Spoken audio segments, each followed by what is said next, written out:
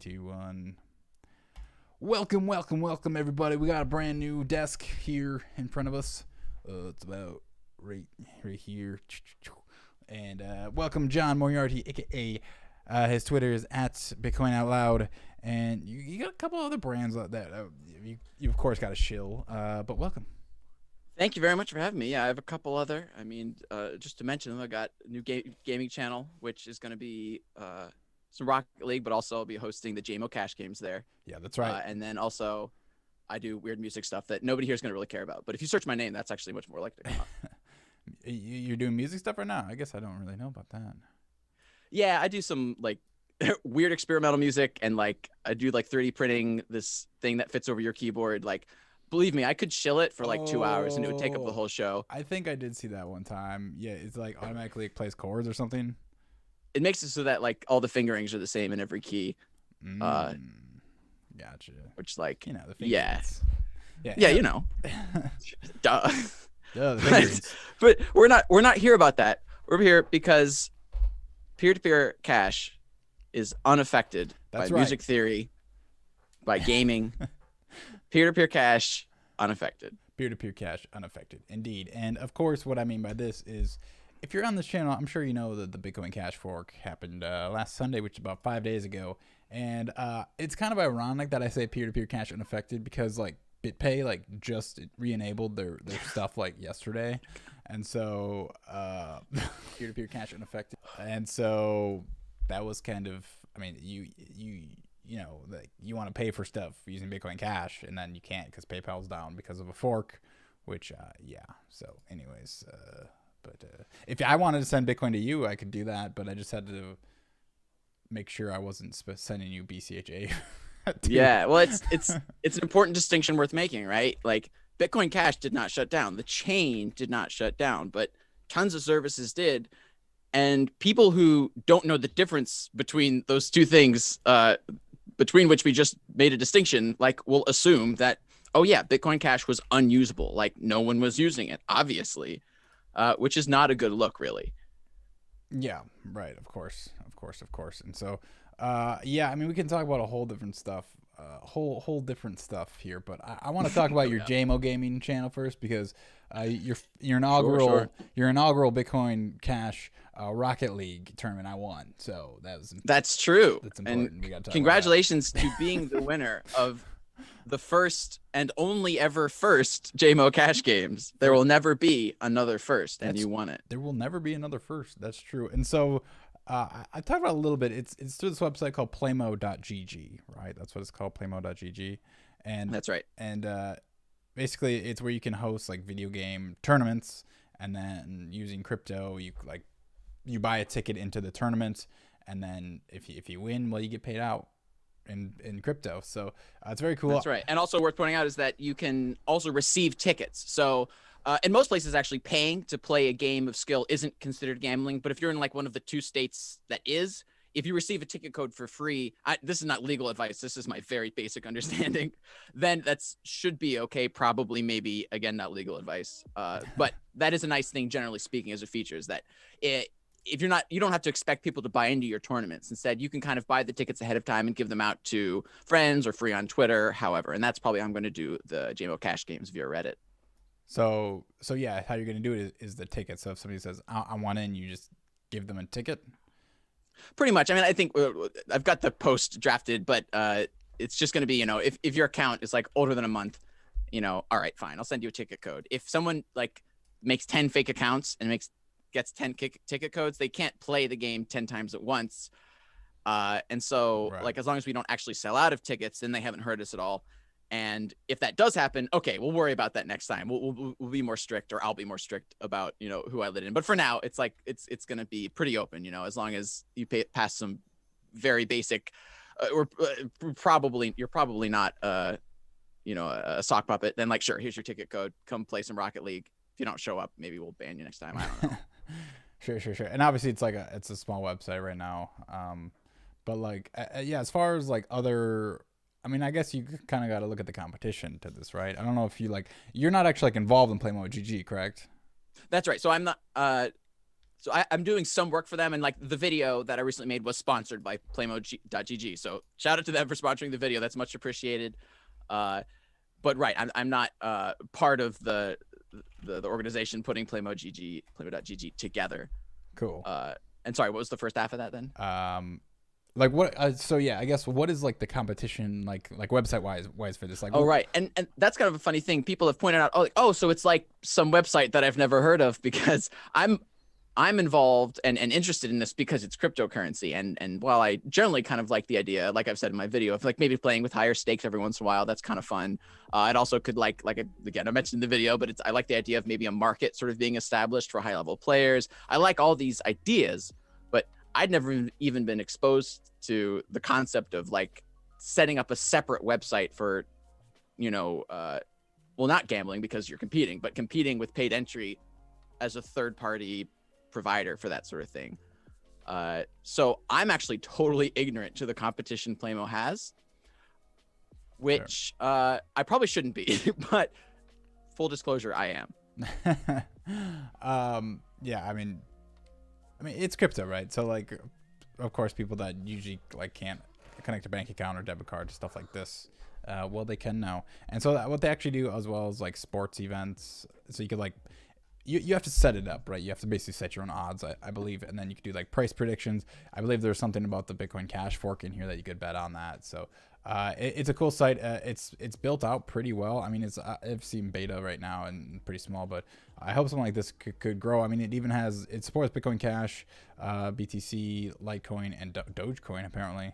So you got that. Yeah, got to support Doge. Okay, so when did you first get into crypto? Yeah. Dang, dude. All right, here we go. I would actually have to like dig up old Reddit accounts to be sure, but it was like late 2014, early 2015. And it's funny because I got into Dogecoin first, actually. Nice. Like Dogecoin wasn't scary. It was like, this Bitcoin thing seems pretty interesting, but these Dogecoin people seem pretty friendly. And I actually mined like 0.1 Dogecoin on my 2010 MacBook Pro just to say I did it. Nice. And like went through the silly, ridiculous, pointless process of doing that, and probably ruined 18 different components in the process. But yeah, I think I pointed some 2013 MacBook hash at Bitcoin once, and it completely destroyed the GPU. Yeah. It's like, and there are like all these settings you can set. So it's like, so it does it thermal throttles and stuff, but it's almost like all of them by default are off. Like this is meant for something that's meant for mining. It's like, I had to tell it to be careful. Oops. Yeah, exactly. Yeah, a funny story. I think I told the story once on my show, but I literally ran that MacBook into the ground so hard. I think there's a little issue with the model as well, but I kept taking it in the Apple store, and they kept giving me a whole new motherboard, basically. They do that every time. And then eventually they just gave me a brand new MacBook, a brand new model year Mac. It was awesome. So thank you, Bitcoin, for giving me the new MacBook. That's fantastic. Because I mined it. But yeah, that's just the best. Yeah. So I mean, obviously, we're here for peer-to-peer cash. So how'd you make that transition into Bitcoin Cash? Were you there right away? Yeah, pretty much. I mean, okay, so after Dogecoin got me in the door, I was also frequenting our Bitcoin, and it was just in time to see Blockstream come onto the scene with this thing, these side chains that were supposed to be cool. And I didn't know much at the time. I don't know a whole lot now, but I was like, okay, this Blockstream thing. But there were the murmurs, the murmurs of worry, ooh, is this a good idea? Is Blockstream I'm murmuring. Yeah, it's yes. Go. I was just murmuring sound effects. Oh no, I enjoyed it.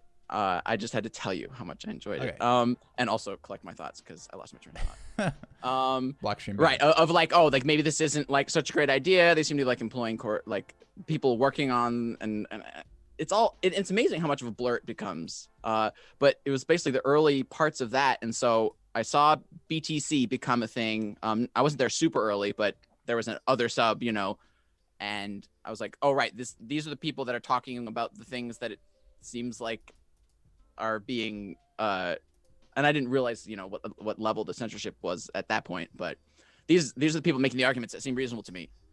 And so it was just sort of a no-brainer. I was in RBTC, and I had a small amount of dollar averaged in Bitcoin when the fork happened, which I traded, some of which for BCH, just as sort of a, well, if I'm gonna put my money where my mouth is, this is the time to do it. Yeah, I know. It's Bitcoin Cash. Yeah, it hurts. It's like, oh, do I know? Of course I don't know. Yeah. Fun fact, I sold my brother a Bitcoin Cash at 3,000. I think I only had him pay 2,000 because it was like the next day. It was like 2,000. That's rough. Yeah, sorry, bro. That's the sort of thing where it's like, I bought my family hardware wallets, but I was like, yeah, I've done that. You're not buying the Bitcoin Cash from me. I'm giving you a small amount, and you can do whatever you want on your own, but you're just getting the hardware wallet. This is not investment advice. Wink, wink, nudge, nudge. Meanwhile, they just keep all their shit on Binance, anyways. Speaking of my bro, he wanted to get some. He wanted to cash out some crypto today, and he's like, how do I get this money into my bank account from Binance? He's like, how do I get this money out? He just had Tether sitting there. He must have sold some coins, and then he was like, then I was like, I don't know. You need to go to Coinbase, right? They don't accept Tether. And I was like, convert it to BCH and send it to me. Those fuckers still got the withdrawals. It's closed. So, anyways, I was like, whatever. Just use XRP and Litecoin and send it to me. But now he has to wait. He has to wait 44 hours, anyways, for his verification to clear. But, anyways, goodness gracious. Yeah. Then he was like, it was funny because it's just like a normie perspective, right? It's like, how can Robinhood figure it out but not Binance? And I was like, well, Robinhood, you're just buying contracts, not buying actual coins. It's like, yeah. Well, it's too funny that he was like, he had dollars as far as he was concerned, right? It was Tether. Yeah. But it's like, how do you go from Tether dollars to real dollars? Right. It's like, to your bank account. You can't. Yeah, exactly. I mean, maybe Finex, you can do it, but I don't know. I dumped my bags on this, bro. It was just one Bcash. Yeah. Yeah. Just one Bcash, bro. He got wrecked. Sorry, bro. Anyways, so fast forward, and so obviously this fork happened, and you were obviously on the BCH side, aka Bitcoin Cash node side. You made a video as well. So when it first came out, what was your perspective on it? Because I remember a single tweet that I did. I was like, maybe this IP could work if this Hong Kong corporation thing gets figured out. But that's all I really said positive. But how were you? Yeah, I mean, pretty much immediately I was not a fan of it. I mean, I forget. There's a tweet I'd have to dig up, but it was basically well, gee, I really hope this is miners are the ones with the control and therefore know what they're doing situation, because this seems like a really bad idea. Yeah. And so that was pretty automatic. And I don't know if I would even say at any point that I was now this will make me sound like, oh, you're closed-minded, but I don't think there was any point where I was really open to it. I was like, I'm pretty sure it's a bad idea. Not that I wasn't willing to consider it and say, okay, are maybe my biases affecting, the potential short-term good? But then the arguments come in, not only is it not worth compromising the integrity of the chain by establishing points of centralization, it also is probably going to make things worse.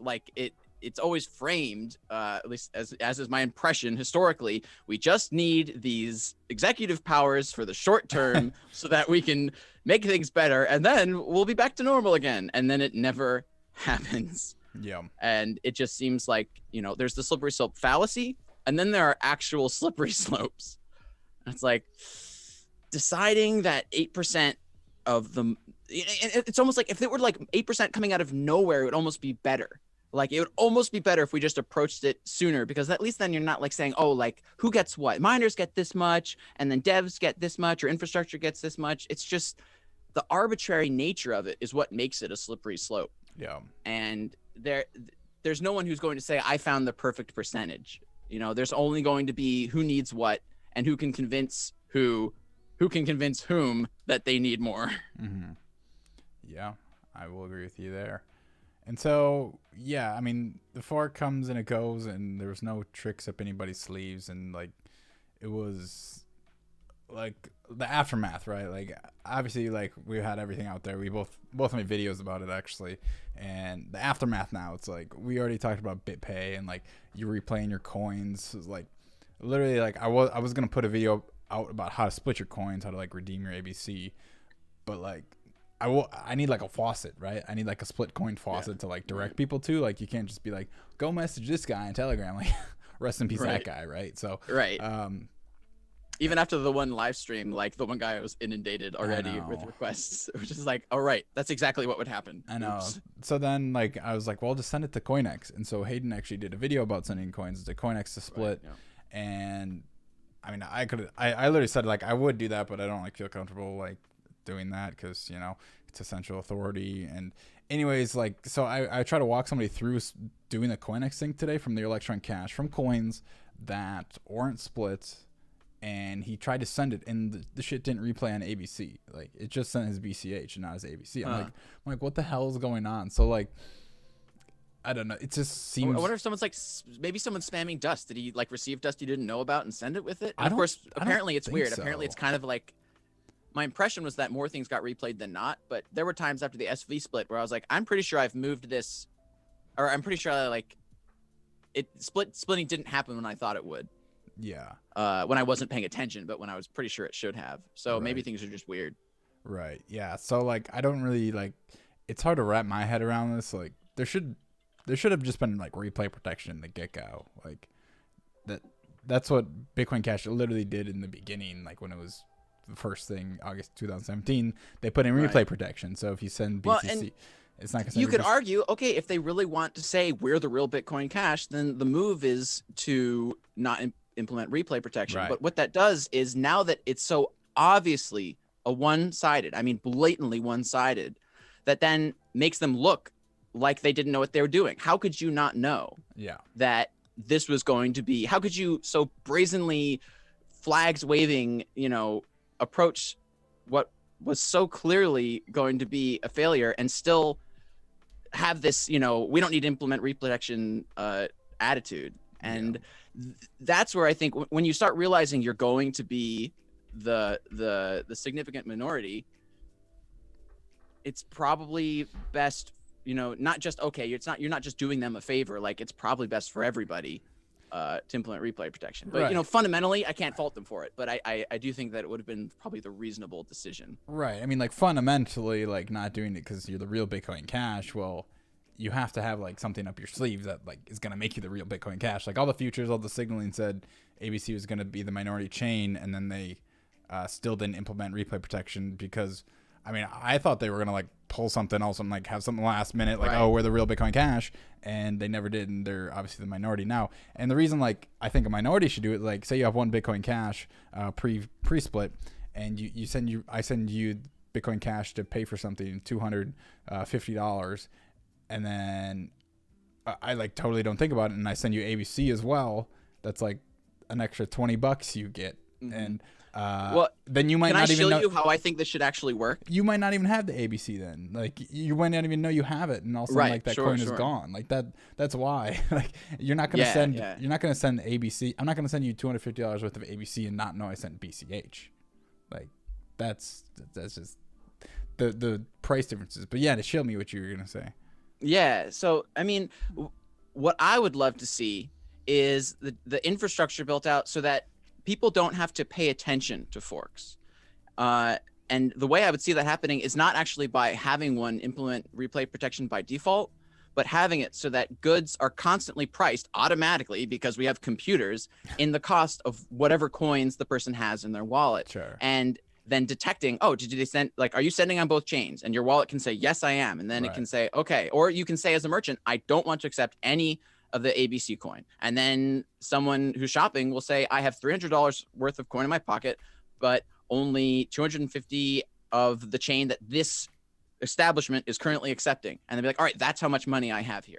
But at no point really necessarily having to think about each chain individually and only having it happen like slowly. Now, there are probably a lot of problems with that, but that's like the ideal I have in my head where the wallets and the infrastructure are taking care of the fork. The whole time you're just sending on both chains until a lot of transactions get tainted, at which point you get used to being like, oh, apparently there was a split And it's gone on so long that now when I walk into places, like I'm more likely than not to have, balances in my wallet that exist on only one chain, and then have to, decide, oh, do I have less money? And at that point, that's given users plenty of time to pick one and say, I don't care about that. What's this extra $40 worth to me if I can't spend it in the stores I'm going to? And then they just sell it. They say, I want it for the coin that's more useful to me. And as long as like we make that one click, if the bitcoin.com wallet says, here are your forked coins, you will send them both at the same time, or you can sell them for one side. If you sell them for one side, you might not be able to spend in every place. It's a confusing situation, but I see it. I see it in my head. Yeah. I mean, like, I guess what could be like the ideal situation is I mean, the best user experience for this would be like you have your coins on a wallet and all of a sudden you have 2 coins, or it's like you have it in your own wallet and Bitcoin.com was like, hey, you have these new coins. Do you want to market sell at this value? And for BCH, like, I think that'd be a good user experience. Like, absolutely. if I had a wallet, I'd like get that prompt like, hey, you want to do this? Hey, like. Right. And it's like it's the only thing that would actually be worth a notification on my phone. Right. It'd be like, ding, ding. Do you want $20? Yeah. Yes, I want $20. The problem with that then is waiting for an ABC block, because that's been a little rough. Now, I haven't been following the past maybe 24, 36 hours. You haven't? What's wrong with you? I know. Why haven't I been glued to the cash.coin.dance /ABC/BCHN version / Well, yeah, I know this is a Bitcoin Cash show, but obviously we've been covering the ABC stuff. So here's what it's looking like. There's been, I don't know how many blocks have been mined empty. They're still going, actually. Oh. And they, like, a lot. 1, 2, 3, 4, 5, 6, 7, 8, 9, 10, 11, 12, 13, 15 blocks have been mined empty. And so. And how recently? In the past couple hours? 4 hours, yes. And so this is, like, brand new. And oh, jeez. That's what we do. Now you're acting like Maxi, like when they sold the BCH airdrop. Cool, man. November 25th, 2020 is the op return in all of them. So November 25th. What is today? The 20th. So that's so is this like, are we supposed to just be like, ooh, what's it gonna mean? I mean, they're jeez. I mean, they're paying the dev tax. So there you go. Well, what was the funny thing from Carl, who said that he's introducing a soft fork to the ABC chain that will reject all transactions made from the IFP address, and miners will follow it for fear of being orphaned from the network. And it's just, it's pretty good. And like, if someone's mining empty blocks, I can't say I support it, but I can't say I blame them. If someone's like doing it on purpose to make the ABC channel unusable, it's the sort of thing like I wouldn't do it, but I don't necessarily judge anybody. Yeah, I mean, somebody's paying to do it, so I mean that's what happens when you don't have profitability. And so I mean, an option that people are floating around was like, well, do they just hard fork in a difficulty drop like right away? Right. And that seemed like, again, the sort of thing that if they really had any idea, I mean, I can't say I was sure, right? No one can say they were 100% sure how things were going to turn out, but the fantasy was so complete with the idea of miners, faking signaling because it's the game theory, but game theory involves like trust built up over time. Like it's everyone should go watch. What's the thing that Matrix is shilling? Have you played that yet? The trust game? Yeah, I have. That's almost worth doing on stream. Like it's so good. Or just if we don't do that here, everyone watching should go play that after we're done. Because like it's almost the perfect. I already know the tricks though. Like I played it like a couple times. So. Yeah. You do kind of want to experience it for the first time yourself, probably. But yeah, it's just like this idea that like. No, that doesn't really make sense, because then all they would do is make it so that no future signaling could be respected. But like, and then people are like, but Segwit 2x was signaled for and wasn't respected. And it's like, well, right, in a very different situation, one where the thing that was being signaled for didn't happen, first of all, but like, or wait. The thing that was being signaled for didn't actually have software to run. So like everything was just backwards about the analogy, and also like probably just wouldn't apply given the completely different political situation where like in that case there was the censorship and the people already control, whereas in this case it was people getting what the signaling was and coming from sort of the outside, or at least not from the reference implementation establishment, whatever you want to call it, established leadership. What's up, Uncle Matt? I got my Uncle Matt in the chat. Actually your Uncle Matt. Yeah, like my legit Uncle Matt. Hi, Colin's uncle. But yeah, the difficulty on ABC right now is actually 38 trillion or billion. And what does it need? I think I did the math last time. It was like 10 to 15 billion. So it needs like another half. Okay. And that's every 2 days that it drops by half, right? About. Yeah, I mean, it'll probably lessen a little bit. I mean, you can look at the difficulty per block. I don't know if Blocktrack actually says it. Yeah, they do 38 from that block, and then from this other empty block, it is a little bit higher. So yeah, it's still technically dropping. So yeah, it's still dropping. It's gonna be a little bit, but November 25th, 2020. What is that? Yeah, it's for a second. That's like that's Wednesday. Don't announce your announcement to me, cryptic miner. But yeah, one other thing we can bring up is Cobra Bitcoin. I'm sure you saw this tweet. Oh, has he been going at it? Yeah. So he had. Yeah, I haven't been tuned into Twitter either. What have you been doing? I know, like I don't know. The past like 36 hours, I just like unplugged. That just isn't even true. I've been on Telegram, but that's about it. So he says that's me unplugging. Apparently, he's hanging out on Telegram. Sorry, go ahead. So I have like the highest reply on this, so I don't want to show you. I want to get your opinion on this. Bitcoin Cash has been flipped by Polkadot. Won't be long now until BCH falls out of top 10 cryptocurrencies. Goes to show what happens when value is destroyed by petty community squabbling and splits. I mean, as far as I'm concerned, like total bull. It seems like just convenient.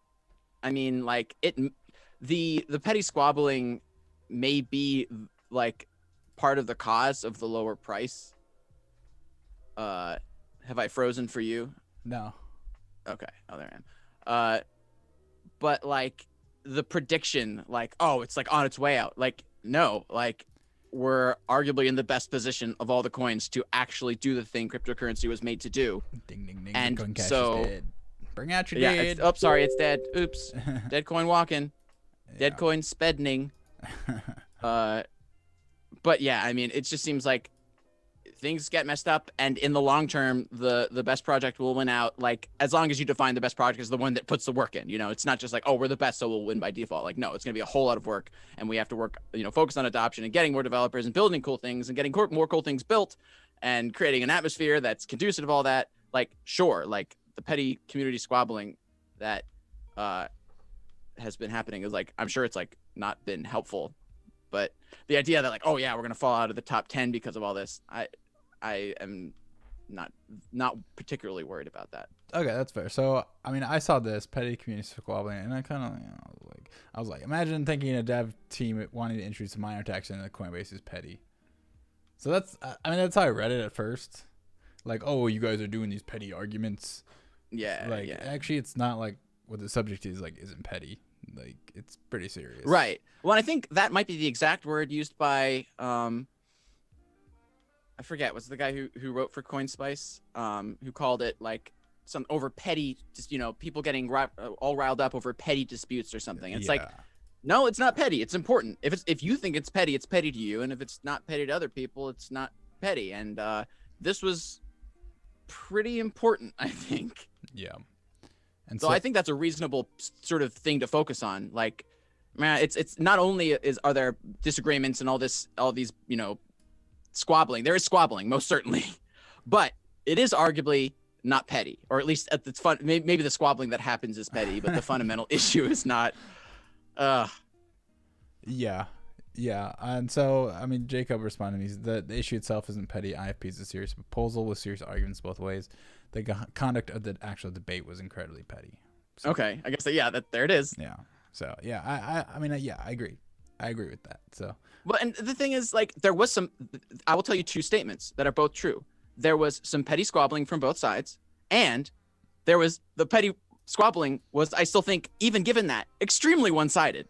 Like, it was by and large easy to determine, at least from my perspective. Maybe people saw it differently, but it was pretty easy for me to see which side was being more reasonable overall, and which side was resorting to silly name calling and just like narrative spinning, very intentional, just like spin. It's like just spin. Spin's the only word I have for it, as opposed to just trying to present reasonable arguments and respond to things reasonably. Yeah, that's fair. I mean, I think there was kind of nastiness on both sides for sure. But yeah, I think some of the narratives were a little more organic on one side than the other. Yeah. And I mean, we call it a minor tax, which they hated. I mean, like I said, the I say somewhere it's like, oh, well, it's not. Somebody's like, it's not a tax, bro. I'm just like, dude, you want me to like explain what it is? Like, it's so. Well, and I'll even like, I understand the people who want to clarify that this isn't a tax like you're used to, but I don't think it's unreasonable to call it a tax. What other word do we have for what it is? And it's pretty reasonable to say, like, okay, well, even if you define taxation as requiring coercion, you could argue that kicking someone off the network is the coercion. And you say, well, no, it's permissionless. You can come and go. But then someone else can just say, no, if this is like the chain that I'm currently on and then I get kicked off of it, like I was already on it and then this thing was introduced, that seems a little more objectively, coercive, at least to some degree. So like, it exists somewhere on a spectrum, and I think it's totally reasonable to at least refer to it as a tax with a little asterisk, so that if anyone ever asks, they can say, okay, well, all right, so it's not totally like that. This is the asterisk. A single dev team wanting to funnel 4% of the Coinbase reward into their own coffers and another 4% in a foundation/council. That's your asterisk. And yeah, like, do you want me to say that every time? And like, I realize that that's not even a good argument. It being shorter is not really a good argument, but it's both so much shorter and really not inaccurate, I don't think, as long as you're willing to make the exception. Okay, I understand some people who won't want to call it a tax, but I call it a tax, and I think it's reasonable. And if you want to talk about it, okay, fine. But just for the record, that seems to be the case. Do you agree with the claim that Bitcoin Cash has no roadmap? I mean, I don't doubt that there's some psychological benefit to having this roadmap to cling to. At the same time, I accept the possibility that it's a negative to try to establish a roadmap, only because that may require central authority. Like, if you can't establish a roadmap without central authority, it's bad to have one. And then if you can establish one without a central authority, then it's good. That's my sort of by definition answer. That's a bit of a cop out, but like, that's pretty much where I'm at with it, at least. Like, and I don't mind this idea that like there is no roadmap, but there's also 1,000 roadmaps. Everyone has an idea of what the roadmap is, and we're all constantly compromising with each other to decide when, we want things or don't like things, but accept them. And then at some point, if we ever reach actual breaking points, then we split off into two chains. And like, maybe that's just the way things should normally happen all the time, and we shouldn't be so afraid of forks. But also maybe not. Maybe forks are just like disruptive and bad, and my utopia of, while it's taking them into account perfectly behind the scenes, will never happen. All right, that's a big asterisk. Yeah, could you just put that whole thing in the fine print? Just link to it everywhere. I mean, I would say, I don't know if like there's a specific like roadmap, but I think like the vision is there. Like peer-to-peer cash for the world. I mean, it's like, right. And that's say it and hear it so damn much in this circle that it's kind of like cliche at this point, but it's like that's what it always has been. So, and then there's probably like different means to that. I mean, like, do you really have to like spell out double sprint proofs? Do you have to spell out like mempool optimizations for giant blocks? Like, I was just rewatching when Two Man was on the Fork Day stream, and he was talking about the ScaleNet thing that they were doing, and they like mempools. Transactions in the mempool are like 4 times larger to your RAM size than like the transaction size, like shit like that. And it was like started break down at 250 megabytes. So it's like, yeah, you can have like a list of stuff you want to get done to get to the bigger blocks, and like that's that's cool. Like, just like formalizing it into a roadmap that everybody agrees on is kind of difficult. I mean, yeah, that's for sure. So, a specific roadmap, no. Vision, yes. Yeah, and I think there you could argue that having like such a broad vision, just like get peer-to-peer cash to everybody, almost like leaves it open a little too much to people coming and say, I'm for that. Here's how I think we should do that thing that everyone's for. And it's like only slightly compromising on the original values of the foundation of the whole point of it. Yeah. So if I had to guess, you know, the best idea would be to have there be no official roadmap, and instead to be agreeing all the time, like agreeing and disagreeing publicly, and just keeping the communication so open so that everybody knows where everybody stands all the time. Now, that's an ideal that may be impossible, but like to reach, but it seems like a reasonable thing worth maybe pushing for. It's just like, okay, maybe what we need, at least to start, is just really open, constant communication, because decentralized governance actually just managed to work pretty successfully. Because we had a lead implementation and actually managed to be like, no, like, or at least no once they tried to do something crazy, right? I mean, then we went several years. But now we're less decentralized. Less decentralized? How did that happen? Because there's less teams. Oh. Damn it. Well, I will. We just have this. It's a drop-in replacement, dude. It's a drop-in replacement. We have the same number of teams.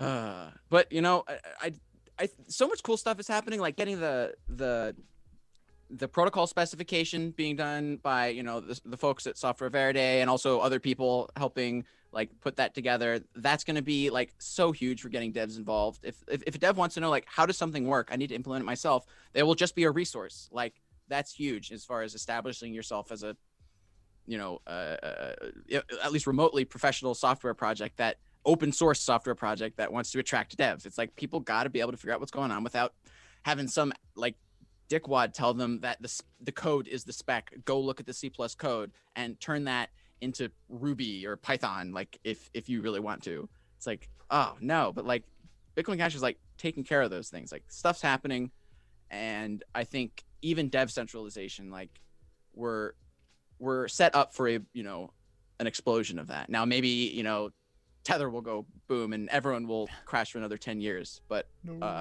sort of that. I think I'm relatively optimistic. So one thing I haven't talked about yet is the BU, like, so you have your podcast that you've been hosting for BU. You say you're working like as a BU rep, apparently. Yeah, I mean, I don't directly represent Bitcoin Unlimited, but I've been brought in to host the podcast, and yeah, that's been really good.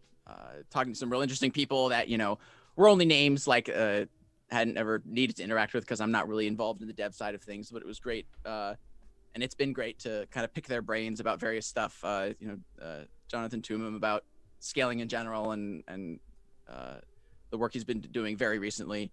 Other members of Bitcoin Unlimited. You know, it's been good. So, do you know much about their like hackathon coming up? I know. I mean, just as much as has come out now. I'm, well, yeah. As to avoid not announcing an announcement, I'll just give the announcement and then also put it on Twitter. It's not that exciting, but I am going to be hosting that hackathon. Yo. So that'll be a good time, and I'm looking forward to it. I was supposed to host the last hackathon, and then I like messed up my like UTC days. Oh, the time zone. And then I basically got like exiled from that because I did an accident, so that was weird. Dude, but anyways. Time zones are the worst. It was like, all right, 7 UTC or something Friday. I was like, all right, cool. And then it was like my Thursday night it was supposed to happen. I was like, oh shit. Right. It's like, oh yeah, I'm -5 and they're +13, so they're behind 6 hours. But no, they're ahead 18 hours. It's already tomorrow for them. Darn it. But yeah, I mean that's a hackathon. Did they get flip started, or is like BU funds coming for like the? So it's both. They already have a guaranteed set of pool of I think the number is $17,000 in prizes, and they've got that split up into several prize categories. So, general, like, winner award, but also, there's going to be crowd choices that will be determined by tokens, some of which are being distributed via the Flipstarter. So if you'd like to have a say in the community choice award, I forget what they're referring to it as. It might be like the party animal or something like that. Then yeah, definitely support on the Flipstarter if you both like to see it happen and would like to be involved with deciding that award at least. Cool. Yeah, that's always nice because people get into BCH that way. I know, like, Roscoe, I forget his last name exactly, but I might have been like Amsterdam, and he did a hackathon. He participated there, and now he's like been working full time now on BCH since then. So yeah, that's sweet. And he's a cash script guy, right? Yes, do I have that right? Cash script, yeah, that's what he's doing. Yeah, which is sweet. Coming from Ethereum, where he's used to, like, Solidity is just one of several. I forget if it's the name of the language itself or it's just the IDE, the program for programming. But like, they have Solidity, and it's like, oh, you want to learn to, like, write Ethereum smart contracts? Download Solidity. It's got its own, like, basically language, but you learn it, and you have a tool that does all the highlighting for you and compiles it into Ethereum transactions that can be just, whatever you call them, launched onto the blockchain. Like, that's the expectation. That's the standard. Mm-hmm. So the fact that he's gotten us that much closer to that is just freaking fantastic. I just think that's too cool. Cool. When's the next Rocket League tournament? So it's actually going to be 1 week from today. I was going to announce it today, and then I didn't because I procrastinate. You announced it right now. Put it on the calendar. So 1 week from today. How much is the prize pool? It's gonna be $50. Oh god, I'm practicing all week. Oh, I know it. Yeah, it'll be a good time. And so when posts and stuff come out like that, I appreciate any likes and shares and all that jazz, because I gotta shill it, and I gotta find people to play. Like, that's what will make this fun, is if we can fill up a 32 player, 64 player tournament, start doing this regularly, get the word out about it, let people know that you can make a little money actually if you're, like, good at Rocket League, and you get magical internet money. So are you gonna be, like, posting this on, like, the Rocket League subreddit and stuff too? Like, I'm gonna try. The Rocket League subreddit has pretty strict, like, no self-promotion rules, and they're weird. So what if I post weird in the way? But I shouldn't, because I can't, and I want to win. So. Right. Yeah, that's a good point. The incentives are not aligned for you to share this. Incentives are not aligned. But so I might be like, it's so frustrating because I also, like, will probably get flamed for promoting playmode.gg, even if I don't promote the fact that I'm streaming the tournament or anything like that. So I might have to be like, hey, I'm hosting a tournament where you can earn $50 of cryptocurrency. If you want to know about it, DM me, because I don't want to self-promote. Yeah, I don't want to self-promote. Well, if I may just rant for like 2 seconds about the fact that it's a percentage thing. You can do self-promoting, but only if, like, 90% of the rest of your activity is non-self-promotion. But that doesn't prevent people, or that doesn't get people like me to engage in the community. Yeah. It just gets people who are willing to spam the community with nonsense comments that are just barely above the threshold of spam, that they'll be allowed to self-promote in, like, 2 hours. Like, is that what you want to encourage in your user base? Whereas me, like, I'm not comfortable doing that. I'm not comfortable going around and being like, oh yeah, I loved this clip when he hit the flip reset and the slippery. It was just really stall-tastic. Yeah, because I'm not gonna do that. Yeah, you actually, like, cast the games too, which is funny. So I think I was, like, playing and, like, had your stream up on another thing. Like, nice. Listen to your 20-second delay comments. So that's fun. Yeah, you're doing a great job casting. So it's cool to see as well.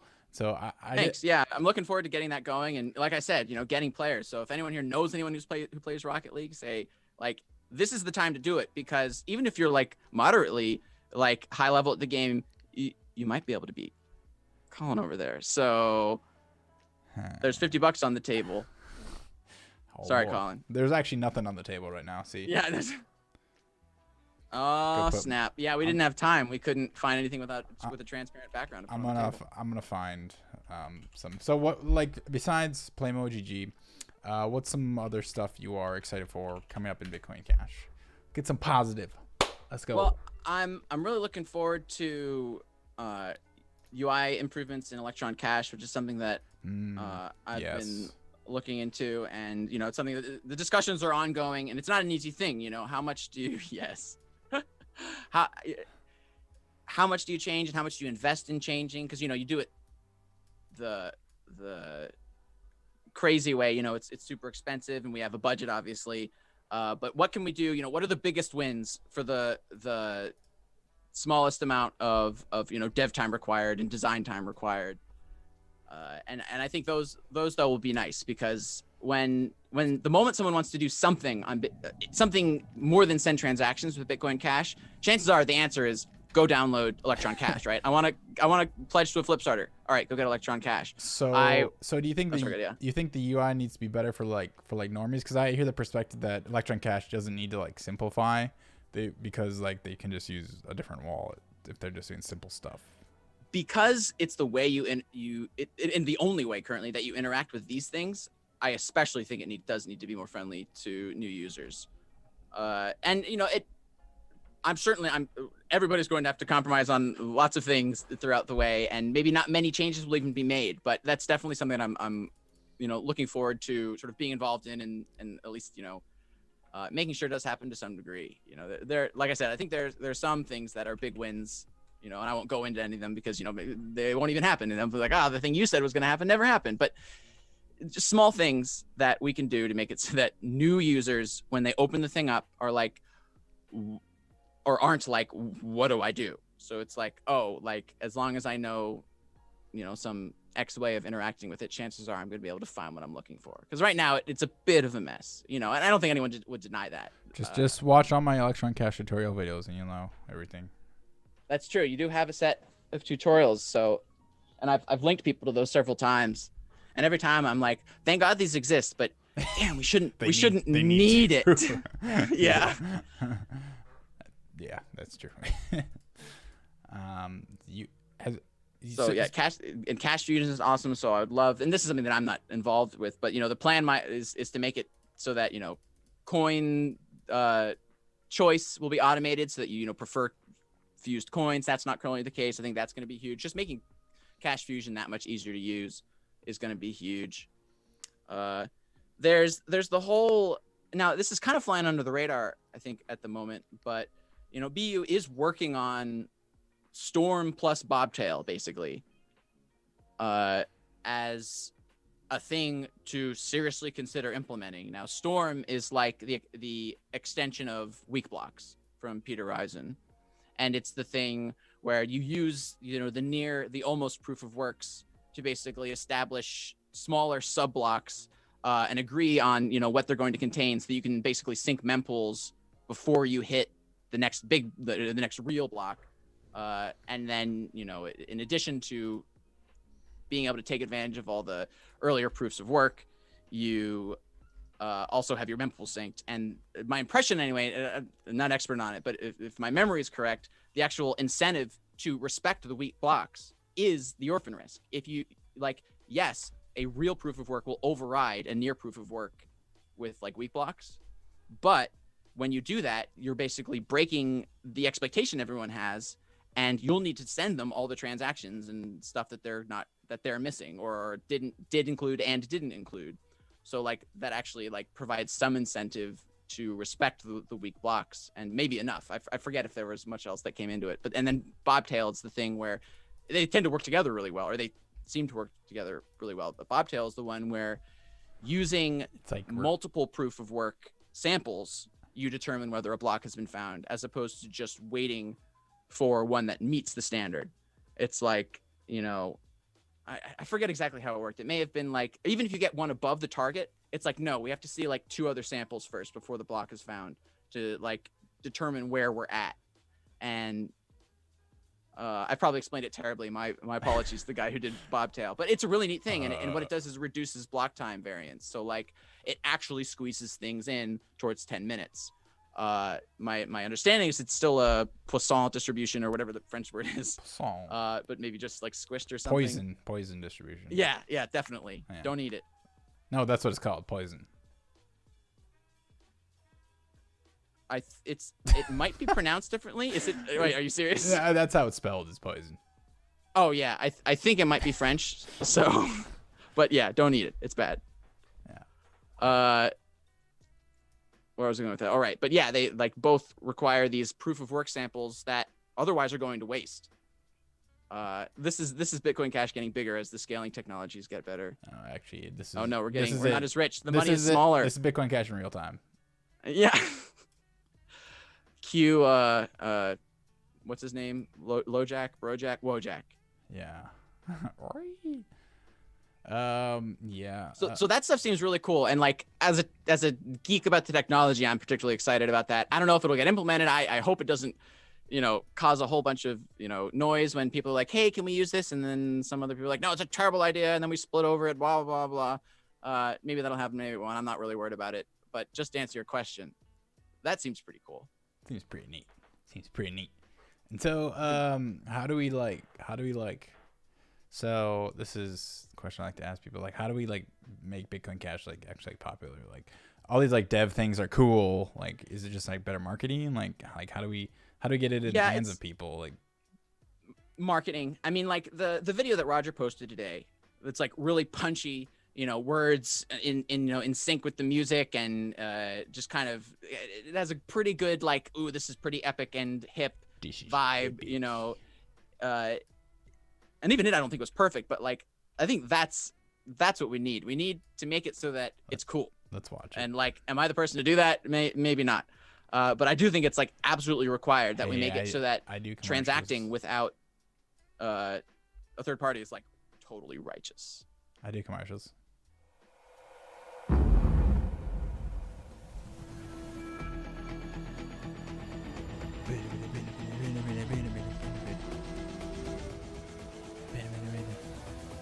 It's peer-to-peer.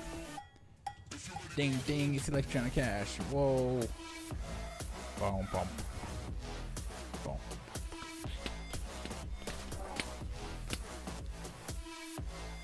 PayPal's on board. Woo! Tokens on, bitch. Yep. Tether. Woohoo!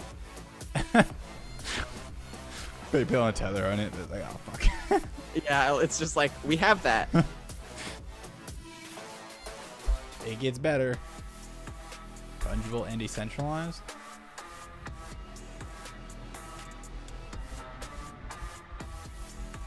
Cash fusion. It's the world's most powerful.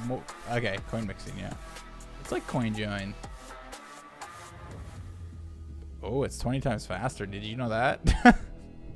I couldn't have pulled that statistic out of my pocket. How is it faster? There are more coin fusion combinations than there are atoms in the universe. Whoa. I didn't know that one. Oh, hold on. Well, hold on. Yeah. Did we mention? Oh, you're going to like this. Coin fusion runs on Tor. Oh. It's like... like even the emphasis, like the fact that it running on Tor is like the end, like, oh yeah, like to that I say, like, I mean, I don't know if that's really, but stylistically, I think that nails it. I think that's like, the sort of thing that won't put people to sleep at the very least, which when it comes to crypto when it comes to getting people to care about crypto, besides investing and getting rich, that's the way to do it. All right, here's my pitch for these commercials I want to do. All right, so it's a series of 3. Okay, a series of 3 like short 30-second commercials, and it's the series is called "It's Just Money, Bro." Okay, so this guy's walking into a convenience store. The customer that's checking out is talking to the cashier. The customer's like, "Yeah, have you heard? Yeah, Bitcoin is great. It's a great store of value." He's like going all like maxi. It's like, oh yeah, it's a decentralized cryptocurrency that nobody could. He's just like talking, you know what I'm talking about. Oh, and to the cashier. Yeah, to the cashier. Who's like right. totally not having it. He's just like, whatever, dude. And then our main character is like going to like, looks like a bag of chips or something, like, oh, it's got salt, or, like whatever, some bullshit funny stuff. And then he comes over and he like he puts the chips down and the cashier scans it, and he says, "It's just money, bro." And then he scans the Bitcoin Cash QR code and walks out. Yes. Boom. And then the second series, what was it? There was one with old people talking about it, and then some old person saying it's just money. What was the third one? Shit, I'll remember it. But that's I might want to, because like my documentary is like kind of on hold right now, just because I can't like travel anywhere because Corona still. Right. So I think I might do a small little flippy and like try and get those funded and edited and advertised. because that barbershop one I think is like we need shit like that, right? Sure. It's like it's money. This is money. It's just You money. want to use it because it's money. It's just money, bro. Oh god. Oh, it was like yeah. I was like iffy about this one. Is this guy talking to like a tax, maybe just like a businessman, and he's saying, well, you got to pay your capital gains.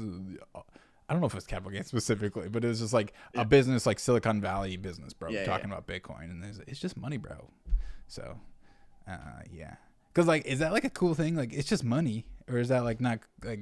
No, I like that. I mean, because like it's not like I'm a little biased towards thinking my opinion is valuable, but I think that's pretty solid. Because it's not like over explaining it, right? Like that's when people turn the fuck off, right? Yeah. And so, well, and poking fun at it. There's so much to poke fun at. Yeah. That and there's so much to which it's just money, bro, would be an appropriate response. Right. That like you have an infinite supply of commercials the moment you establish that sort of as a bit of like even a meme, you know, it's just money, bro. Yeah. So like then it like so Maxi's on Twitter, people can just be replying all day. It's just money, bro. It's just money, bro. Like, oh no, it's a and blah blah blah, store of value, blah blah blah, decentralization from block size. Stop. It's just money, bro. Yeah, speaking of have you seen this Michael Saylor tweet?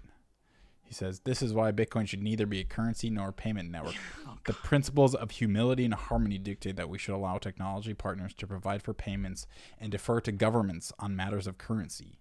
BTC is a purely engineered store of value." He's not even appealing to authority. No, he's appealing to humility and harmony. What? I could literally just like the whole commercial, was like, "Oh yeah, that's a good point." The whole commercial could just be like Michael Saylor tweets. It's like, dude, it's just money, bro. Oh, can you get someone who can just like read in like the most stereotypically neckbeard voice in the entire world? This is why Bitcoin should be neither a currency nor a payment network. Yeah. So, goosh. It's just money, bro. That's that. It's just money, bro. Like. So I think that'd be good. But yeah, like the problem with marketing is like you have to show people like how it's better than the current money, right? And that's when you get into like explaining why it is. So it's like, how do you make that like super concise, right? And so, yeah, I don't think, to be honest, I don't think you do. I think at that point you make it cool. You tell people what it is probably like the fact that you're like establishing that it's money is like super important. It's just money, and it's just money, bro, I think is perfect. But then, yeah, that would be my top priority. It'd be like, I'm not trying to tell you we can process more transactions or that you're going to pay 1/10 of a penny in fees instead of 2/10 of a penny in fees or $1 in fees or $20 in fees. Yeah. Instead, it's going to be like, you don't do what people tell you if there's not a good reason to do what people tell you.